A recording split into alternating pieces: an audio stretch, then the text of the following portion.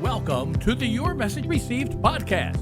And now, taking your message to the finish line, your host, John Duffin. Hey folks, John Duffin here with Duffin Media. Welcome back to another episode of Your Message Received. Your Message Received is the show, the platform, the podcast, whatever, the whole movement that gets you to optimize your communications by leveraging your voice. What's all that mean? We help you find your best, most true, authentic business voice. Heck, find your best, most true voice. Get what you want, find what you need, improve your results, meet the person of your dreams, make billions of dollars. All right, we ain't guaranteeing those last two yet. We're working on them. But the rest of it, I feel really good about. So thanks for continuing to watch, listen, like, share, all that good stuff. And the reason I can say with such confidence that we get to leverage your communication, optimize your communications, get you to a true, authentic place is because we bring people on who walk the walk. Today is absolutely no exception. I got somebody here today that I've had the pleasure of knowing. I can thank indirectly Lewis Howes, who in essence set the table to get me to our guest today, Sam Houston State Bearcat, sports guy, tech guy, Toastmaster, speaker, podcast host, Tommy Kenyon. Welcome to the show, man. Thank you for having me. And I just do all this. And I do all this for selfish reasons. Everyone's like giving me these praise and recognition, and I just like come back and say like, I do it for me. I love it. Well, what's wrong with that? Right? You should get something too. I did get this Toastmaster of the Year, very nice Toastmaster of the Year award. So I did get that. Of the year. Yeah. Okay. All I've gotten so far for Toastmasters is basically a pat on the head and saying that I'm, that I do good work, but no one has given me medals yet. So when did you get that? What year? For what year? October 14th, last month.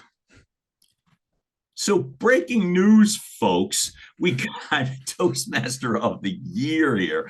And I'm now doubly grateful that you showed up because obviously your dance card's going to get quite filled once word now has gotten out that you're Toastmaster of the Year. I love it. I love it. Before I go back, I'll stay on this for one moment, just for the heck of it, which is, why do you think, out of all the cool people that speak and sign up for your Toastmasters, not to mention the precision of what Toastmasters is typically looking for, because I find it great and I find it challenging for me all at once to stay like within the format, but able to express yourself. What was it that they saw or heard that had them select you? Well, Toastmasters, Jenny, if you're anyone's familiar with what Toastmasters is, they come to it because I don't think it's a secret that people are more afraid of speaking in front of an audience, and then they'd rather how's it go to be the death thing, or they'd rather be in the casket than speaking at the funeral. I got you. And speaking, I'm hearing you brought a special guest. I can hear the dog in the background. Oh yeah, I have windows open. Good. We invite everyone. And so go ahead, man. So it's better to be, as you said, better to be dead than actually speaking in front of an audience. Please continue. And I've been active the entire time at Toastmaster. I've been slowly walking up to the pinnacle that is Distinguished Toastmaster. Mm-hmm. Haven't gotten there yet, but I'm very close.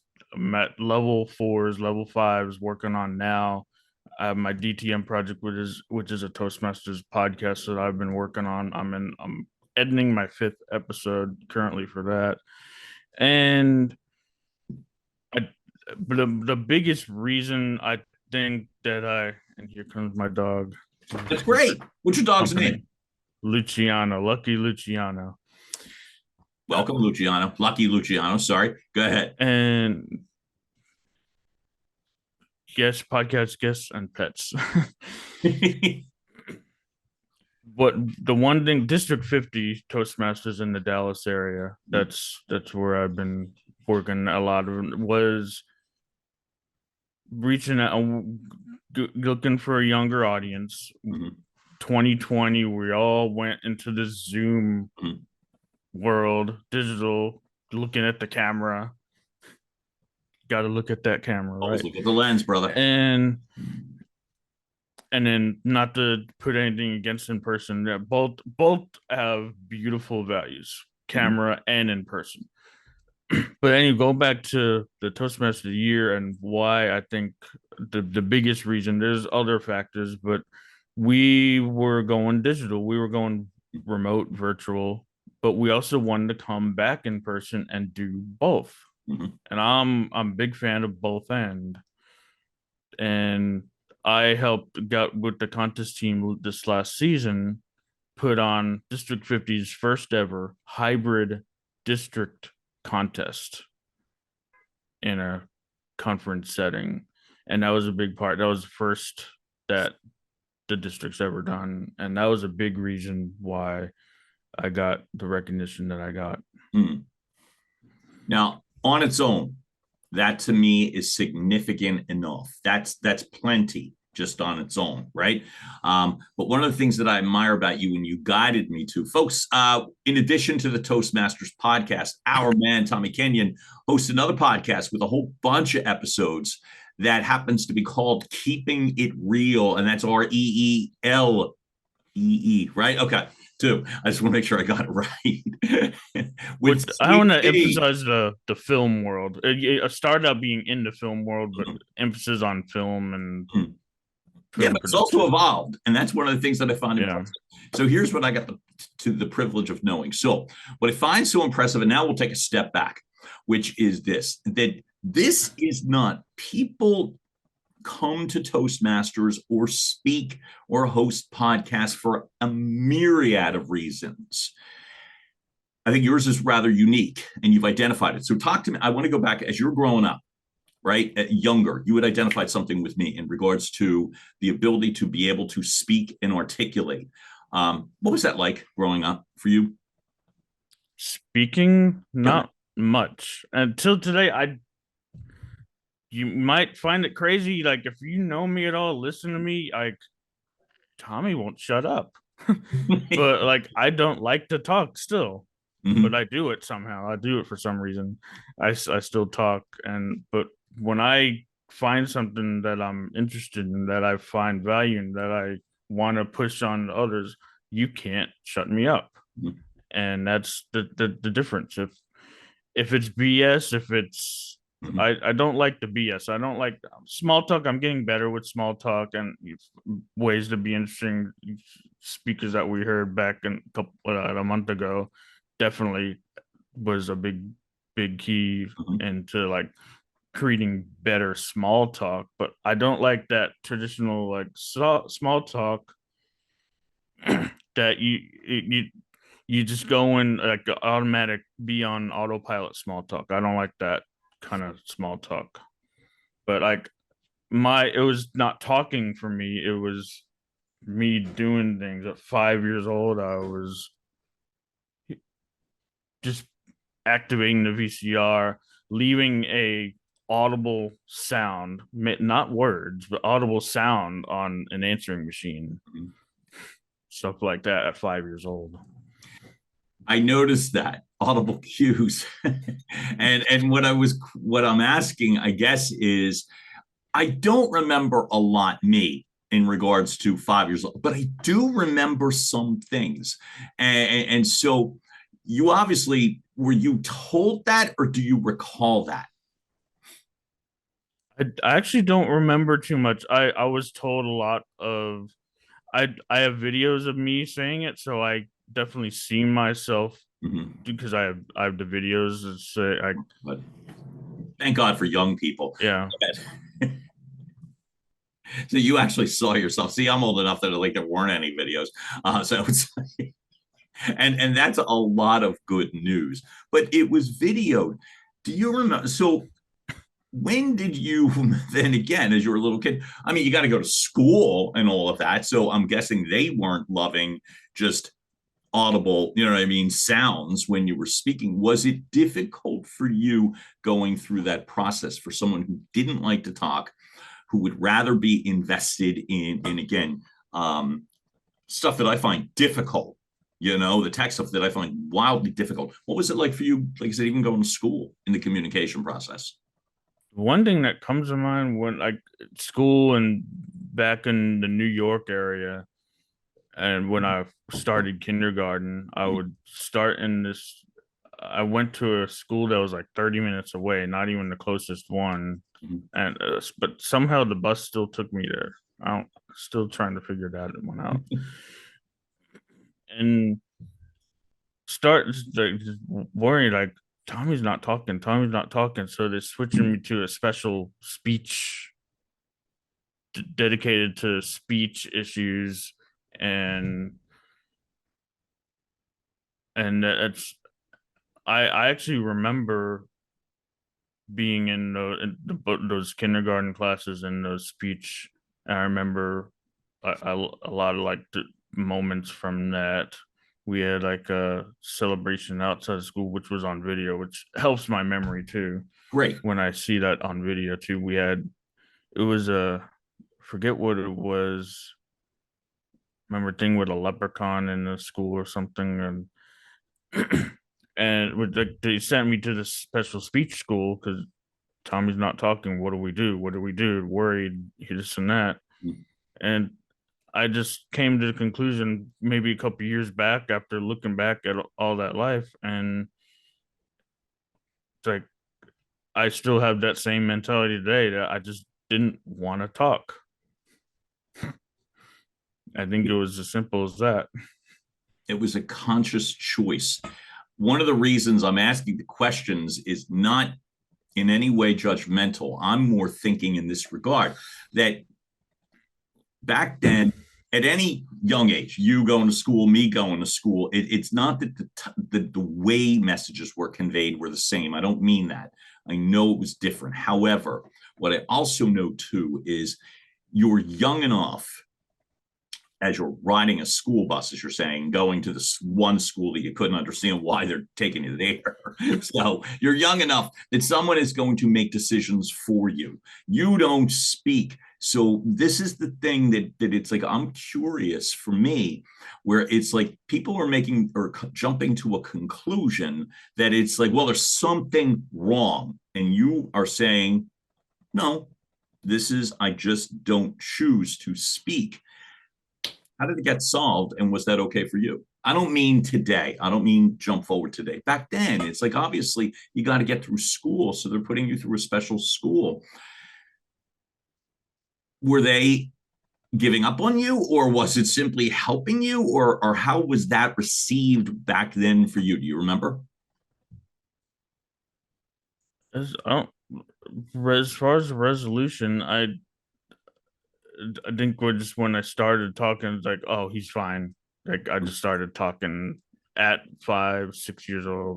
When I just started talking, he's fine. Mm-hmm. He's good. He's okay. I don't think there's much. There's nothing really that I think clicked. Mm-hmm. It just happened when I just started talking. Like, oh, he's fine. He can talk. They're just worried that I wasn't talking. And then you do, and then everything's cool. And then you proceed. You told me New York, so I identify you, and I love this. So I identify you as a Texas guy, and I was going to like have like nothing but fun talking in regards to Philadelphia Eagles versus Dallas Cowboys and Phillies versus Texas Rangers and blah blah blah blah blah. When did you become like a sports nut, and who were you following? I love it because folks, this guy is Tommy does a lot of sports work in regards to what you do with Bally and the tech stuff. When did you know you were like a rabid sports fan? First of all, like all that stuff, like Dallas and Philly, like that doesn't phase me at all because I'm a Houston guy now. I'm Oh, born I in know. I'm Houston, right. And born in Houston. A month later, family moved back to New York, thank you. and sister was born in New York then. Mhm. And then 6 years later, after I started kindergarten, we moved right Mhm. back to Texas. So, Okay. and then been in Texas, Houston, now Dallas, the entire time in Texas.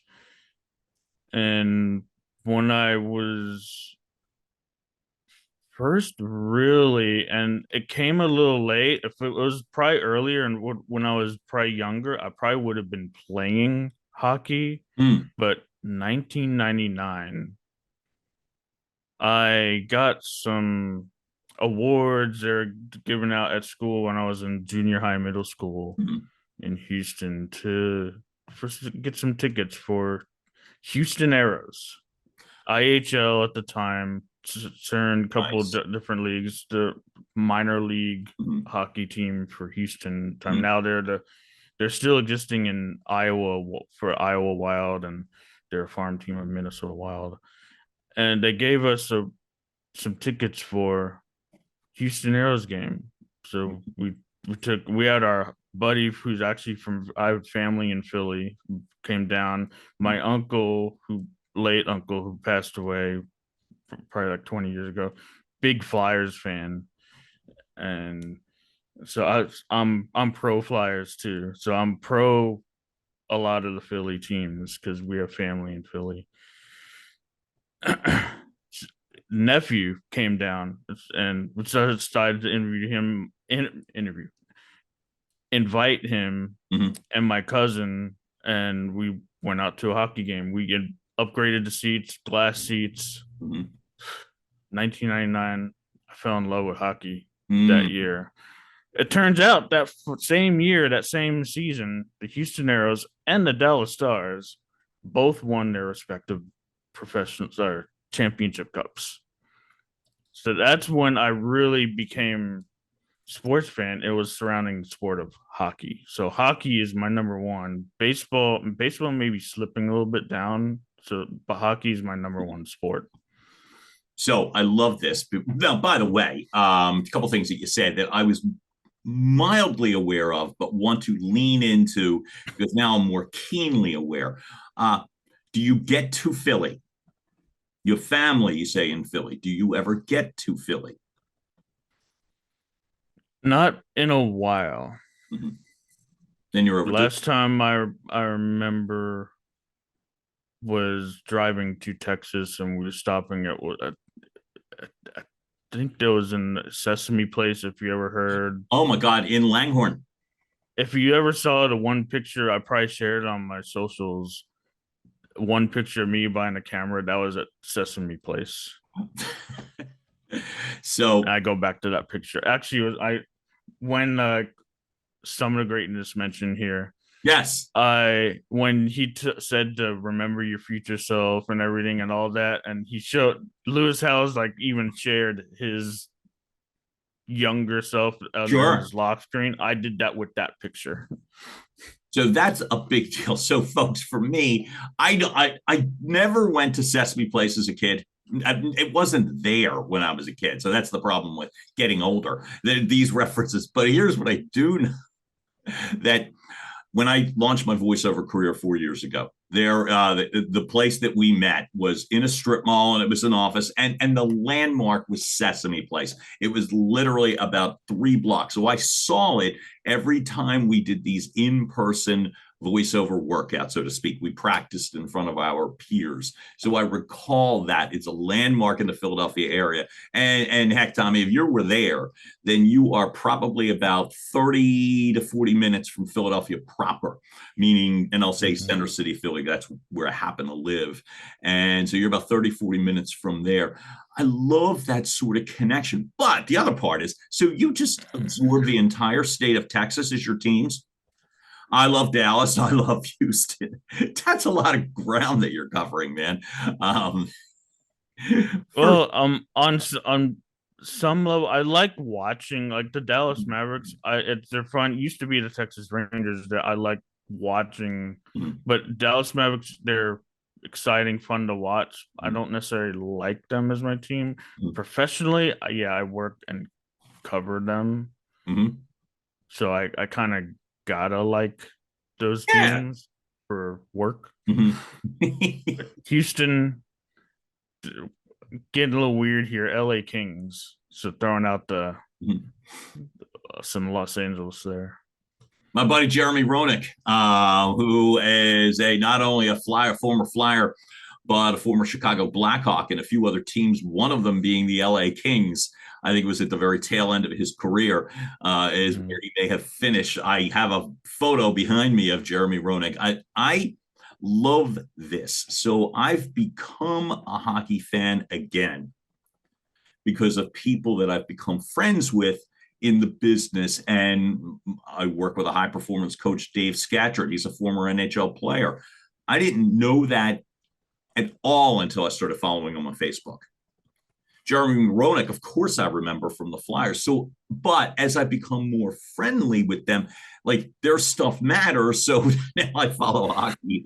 When I go on to Jeremy Roenick does a program on a streaming service that I'm now utilizing called nofilter.net. Which is a live stream platform, which I'm a big fan of. And Jeremy's got a show there. And I don't mean to name check him other than to say, I just like him, so I'll do that, and they allow you to come on the show. And I swear to God, I know they're dumbing it down for me. I know they are when they're talking hockey.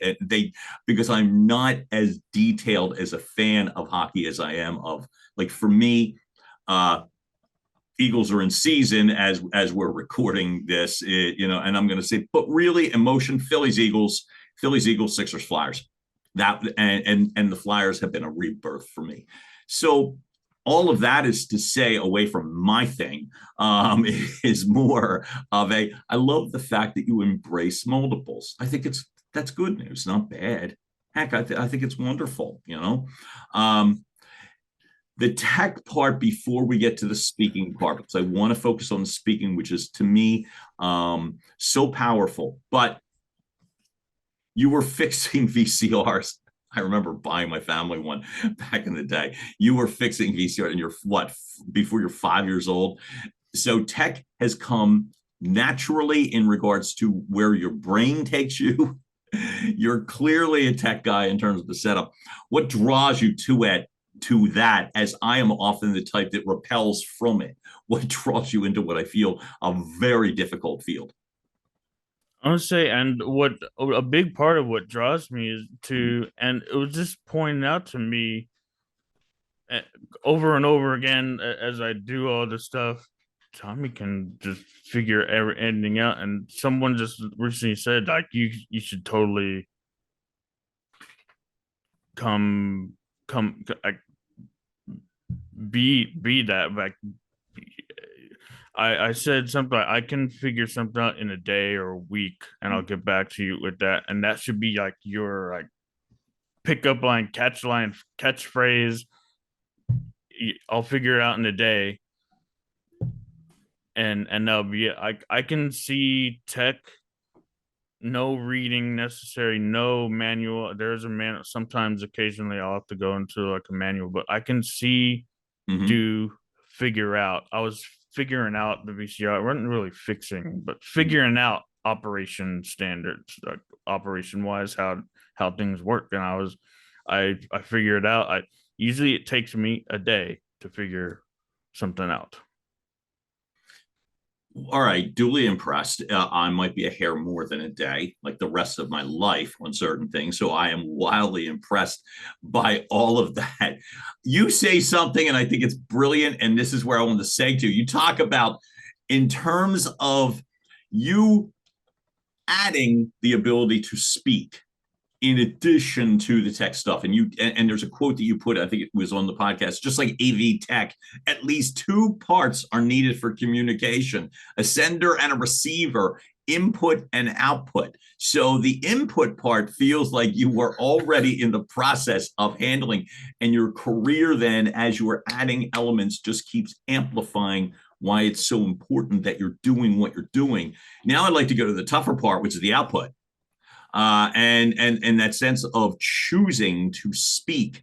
Folks, if you do yourself a solid, and this would relate to any business or personal, but honest to God, so I've become a new follower of the Keeping It Real podcast with Sweet Tea. And I won't lie, I was directed to a couple of specific episodes. So I don't want to act like some brand new expert, but I will say this. I am wildly fascinated because, folks, I didn't know, like, I am part of, oh my God, it's not even a networking group, and it's not really a mastermind group, but we were going through, Tommy and I and a few other people, Chris Eischen, Craig Mills, and Tommy jumps on one, right, where we're reviewing the Lewis Howes book. Oh, I'm looking away, and I hate when I do that, The Greatness Mindset, but I needed the cheat to get the exact title, The Greatness Mindset. So I know Tommy from, again, I said indirectly through Lewis Howes. So I follow Lewis. I've shown up. I'm lucky to say that I've shown up at a couple of events in Columbus, Ohio. And this past year in 2023, I meet Tommy. And I've got the preview as we're going through the book chapter by chapter. So I don't think anything. We're just on the book. You know what I mean? We're going through the book. We're going through the chapters. So it's like, okay, here's this guy, Tommy. Seems cool. I hear a little bit of a Southern accent. That's pretty much all that I hear. And otherwise, it's like, great. And we're going through chapter by chapter.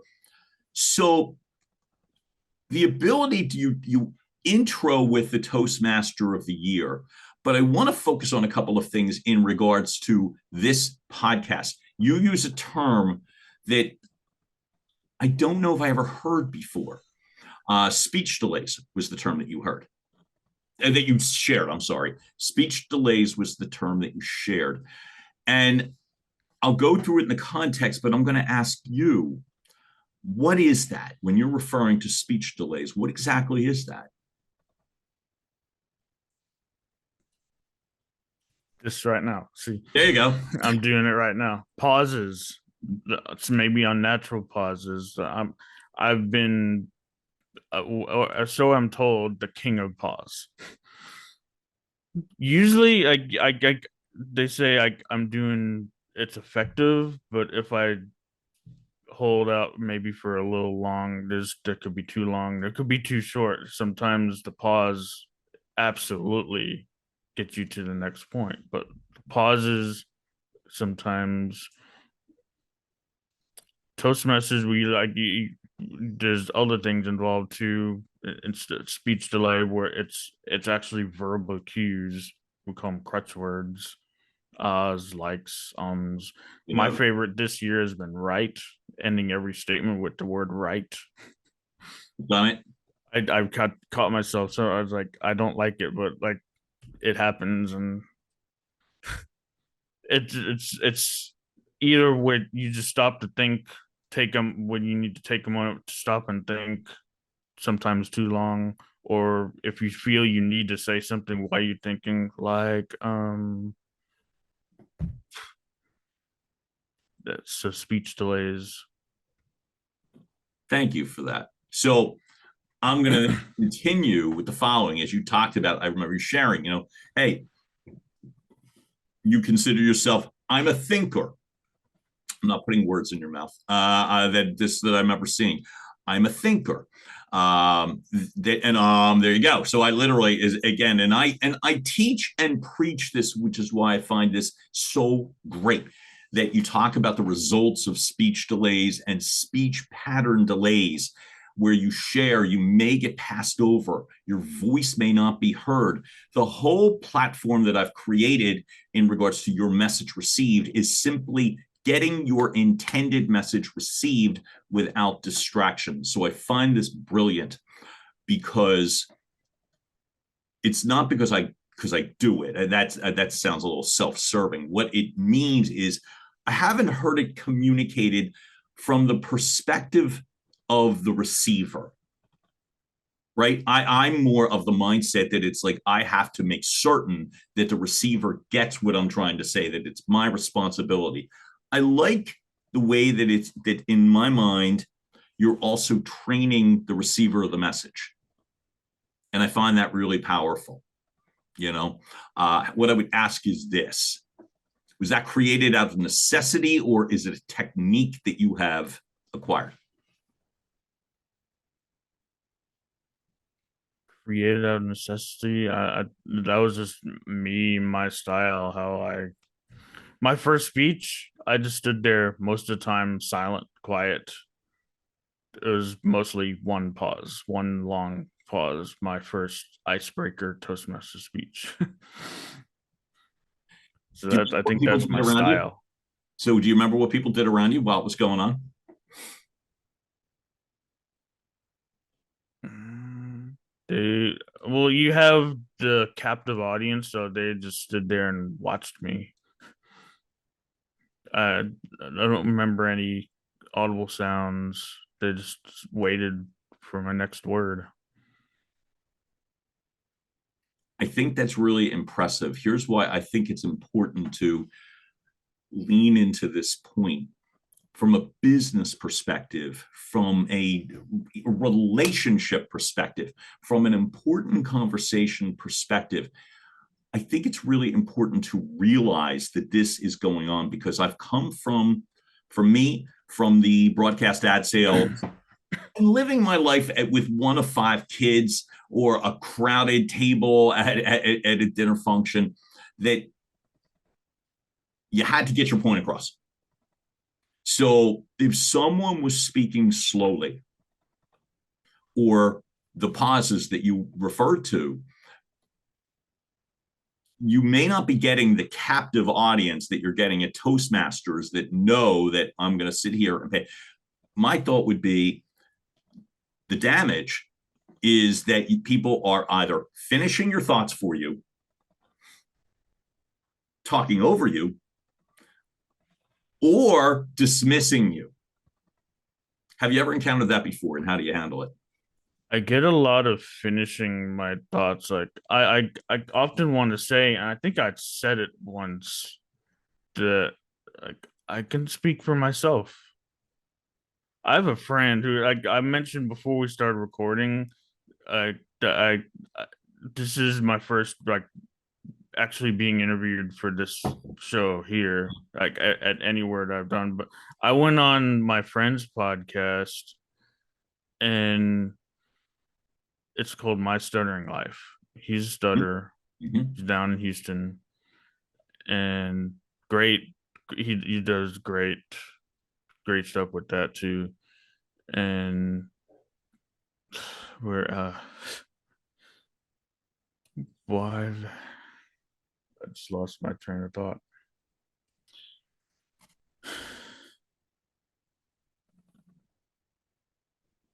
So that happens to me too. And I don't ever question or worry in that regard. But here's what I'm doing very intentionally today, which is where you've helped me. And one of the reasons I feel like it's really important to have the conversation is very often, I'll just speak for myself, am trying to help people to communicate better. And what I'm realizing is this. You just shared it a minute ago when you're saying, and when you're addressing someone and saying, hey, I can speak for myself. I guess the question, really, what I was trying to ask is, how do you coach people to realize that they don't need to fill in all the holes, take up all the space? We'll get to your 15 suggestions in a moment, which I think is brilliant. But what I want to be able to say is, how do you guide people? Because the natural human reaction, as I've learned, based on business experience, living experience, and science, is people get nervous and they feel like they got to do something. They got to help you. And it throws everything off as a result. How do you coach other people in terms of just, hey, just hear me out? It's not my official idea, but what going back to my friend, what Yeah. he does, stutter. He's going through a drive-through, and he's a stutter. Mm-hmm. It's being upfront with them, saying, "Hey, I was stutter. Be patient with me, and just let them know. Be totally upfront with them, and it may take me a minute to get a word or two out. Just be patient, and if you get that, it's like there may be a boundary if you want to say setting a boundary or something. And if you be okay with that, and we're good. So, folks, I want that point amplified, because that's, to me, one of the most powerful takeaways as I was getting to learn about Tommy Kenyon better than book club member and some guy showing up at a summit and high-fiving and hugging and all that sort of thing. It's really important, because I never realized. So I've been speaking for a lot of years, and I've put every single bit of that and the way that I teach others and coach others on me, on us. I got to go fix this. I got to go solve this. I got to be the one to answer all your questions and solve all your problems.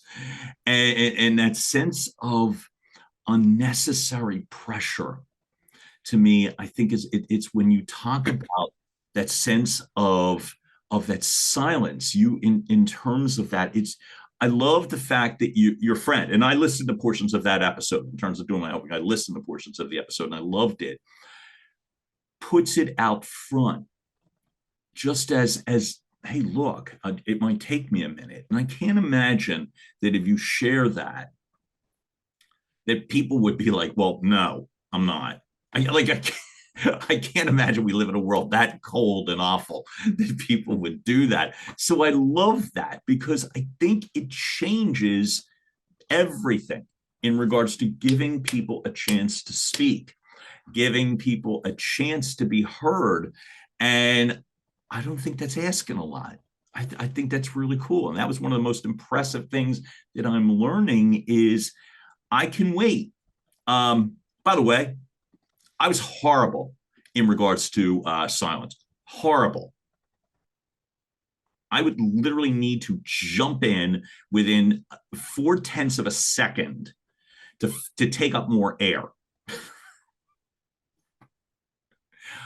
You're teaching me, and this is where I'm acknowledging you. I don't need to do that so much. And I love it. I love it.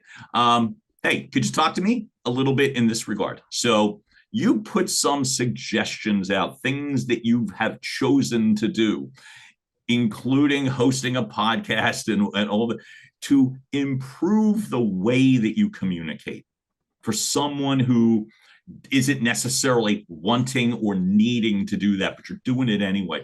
One question before I go through the 15, which is simply this: why did you feel the need to keep pushing yourself forward? What's in you that you need to keep pushing yourself forward in the output direction?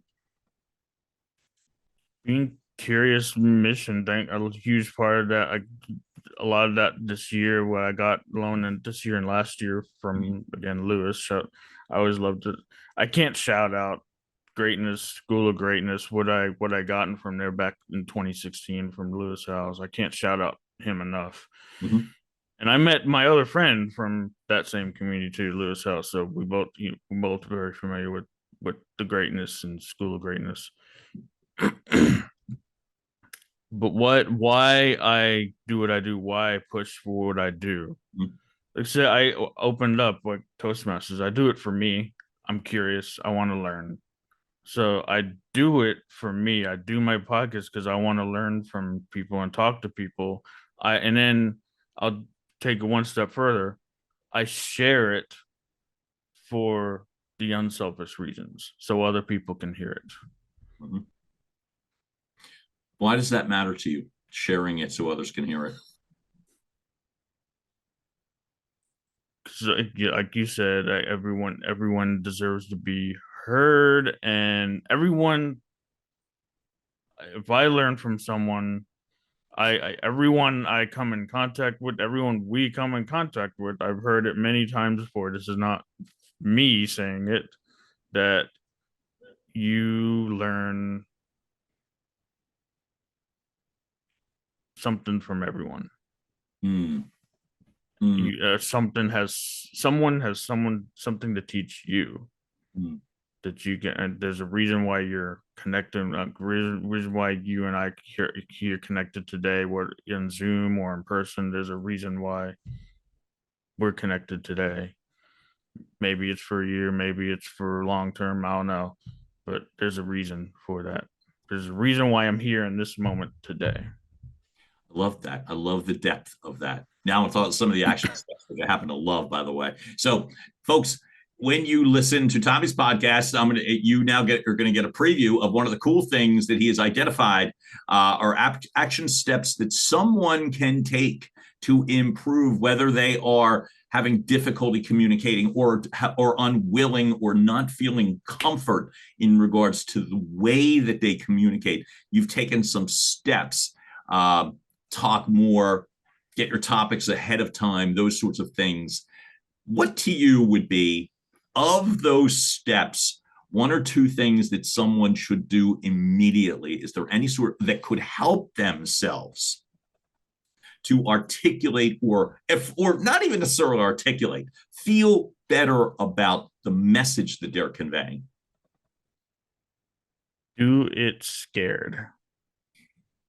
Whatever scares you the most, it's pushing record on a video camera, training. I jumped into training sessions with Toastmasters, and I was actually a trainer in front of a crowd and audience on Zoom and in person. Do trainings. Training is one of the best ways. Say teaching something helps you learn something better. Train. Do it scared. Post your first video. Record your first video and post it. Share it and then just jump in, lean in, do it scared. Push record. Give me an example of a do it scared that you had that is memorable for you, that after you pushed hit record or whatever it was, that you did it scared, and as a result you feel good about it. Walk me through the steps if you recall.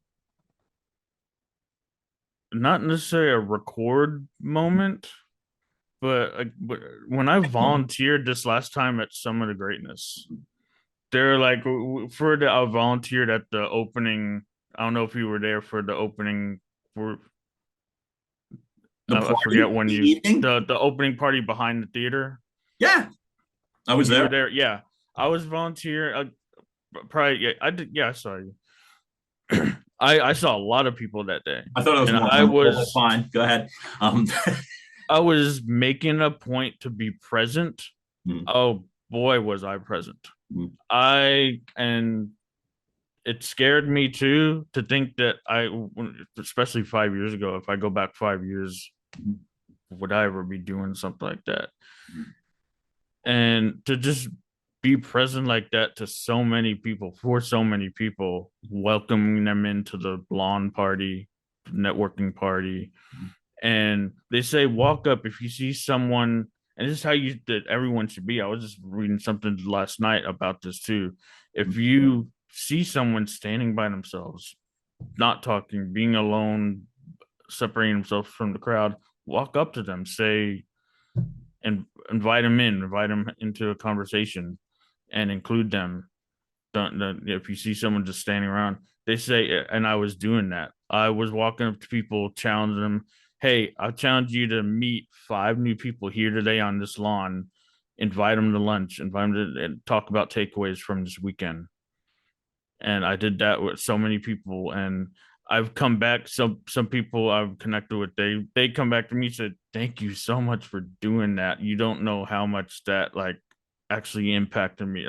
And just hearing that, I was scared at that, because putting yourself out there, but just hearing that thank you from them, it washes it away.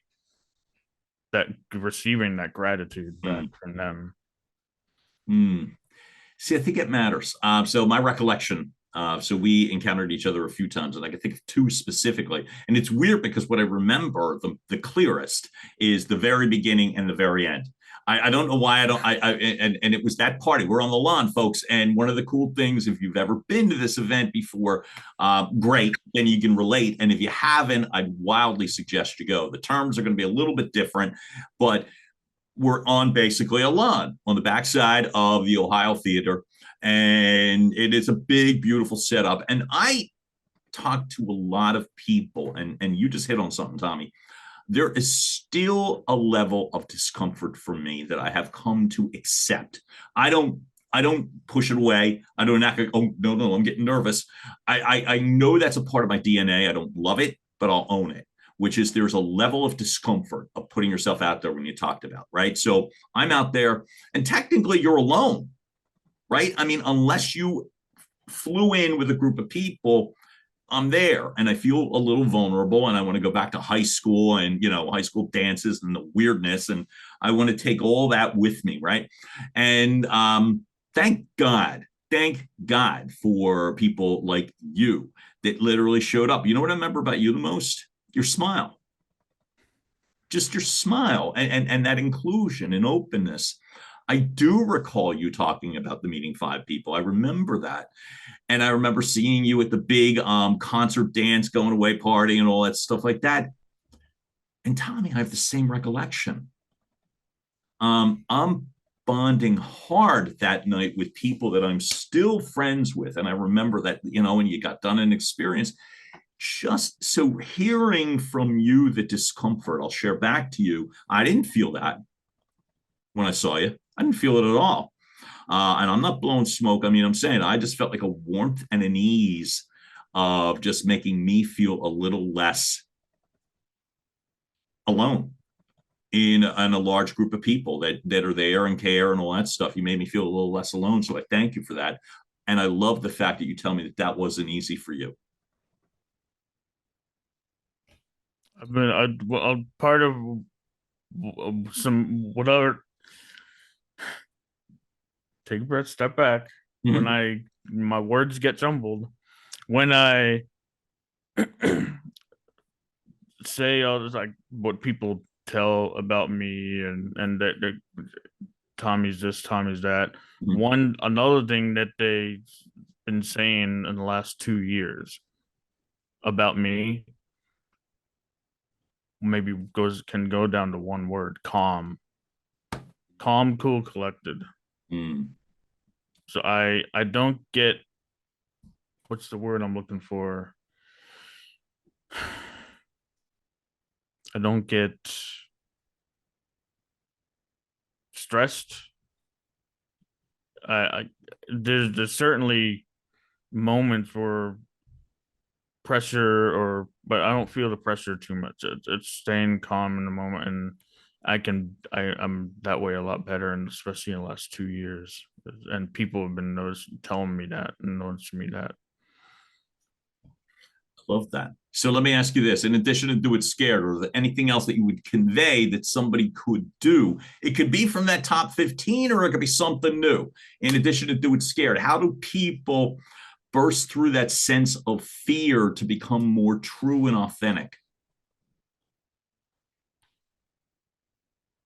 It's this little camera here, lens here that we're supposed to be looking at, and that might throw the focus off a little bit. I see you looking now. But that lens is a friend, a family that needs to really hear your message. And it's weird being in the computer, Zoom lens, cameras lens, especially now I kind of get, not really how on-camera talent, because they look at the camera all the time. But that lens is that person, that one person, friend, family member, cousin that really needs to hear what you have to say in that given moment. Talk to them. You're not talking to a camera, you're talking to that friend. That's what I constantly hear, and that's really good advice. It's great advice, and you just conveyed it so beautifully. One of my favorite coaches that has helped me tremendously would amplify what you said. Her name is Kelly McGee, and she'd amplify that. She literally, if I'm practicing, or whether it's on camera or whether it is voice related or both, find that person, realize why would it matter that you tell that person whatever it is. And in her words, would you just conveyed, go talk to them. Just go talk to them. And the last thing, something I learned from Toastmasters too, and delivering a message, know what you want to say, know what you want to leave them with, and make that the last thing that you say in like a speech. and then just everything else builds up to that, because people are gonna leave with the last thing you say, whether it's a quote, story, lead. And that one of my major takeaways from building a speech and message. Build up, but make sure your message is what you want, and the last thing, and impacts your message and the last thing you say. So that's what they'll remember the most. Wow. Two more questions. Number one, what does authenticity mean to you? Being here, this, no matter, no worries, calm, and doing everything that what's in here, and make and convincing, not so much convincing, but making the head and the heart work together to because once they're working together, you're unstoppable. So it's the heart, brain, the heart telling the brain what to do, not the other way around. So what would be the last thing you said? You're leaving with the last thing. What would be the last thing you'd want to convey today, this first round, in regards to what is it that you want to convey to people, to me? So I'm figuring stuff out as far as the tech, find that one thing, and just seek to be curious and figure it out. Whatever it is that you do, figure it out, because you're here for a reason, and figure it out. Whatever it is, that one thing that you've been struggling with the most. Like, I want to go back to maybe a few minutes ago, and it's been in the back of my head why I joined Toastmasters. It's not for people, it was for the public speaking, for mostly right. Why people join. For me, I was going job interview after job interview after job interview. There would be a common denominator after all those. Work on your communication, work on your communication, work on your communication. So I was going to Toastmasters for my communication. Public speaking is a big part of communication, but communication is that what I was going in for. I got so much else, confidence, working on my leadership, and then other stuff I was doing leadership. And then now today, I would not turn down a speaking gig in front of an audience. Would I actively seek it? I'm still working towards that, but I wouldn't turn it down. I would. I can definitely see myself on a stage now. Or to quote Tommy Kenyon, hey, I can speak for myself. And I would have to agree. I would be really inclined to agree. So first, I want to acknowledge you. This to me took on so much more in terms of layers and depth, which is what I hope for. That if we get the chance to help someone else out, to be able to articulate, to find the reason, the techniques, to bust through a little bit of fear, then I feel like I get to do my job. And Tommy Kenny, you helped me do my job beautifully. And so first and foremost, I thank you and acknowledge you for that. Thanks so much for just showing up, man. Yeah, that's what I've been doing a lot, showing up and just being more and more present each day. So last thing, like I said, and it's not even a question, which is, well, it's a fairly easy one, actually. It is a question. So in addition to putting in the links for the podcast, where would be the best way to find you where people want to know more? What's the best way to get to you? Instagram is my favorite social platform. Great. T. Michael Kenyon. Everything else link is up, connected so with that. Instagram, beautiful. We'll have that link up.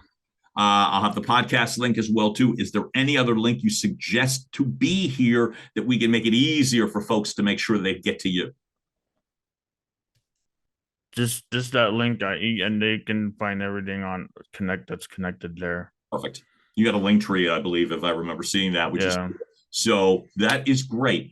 One more time, Tommy Kenyon, thank you so much for showing up for me today. Thanks for speaking and teaching, not just me, but my audience.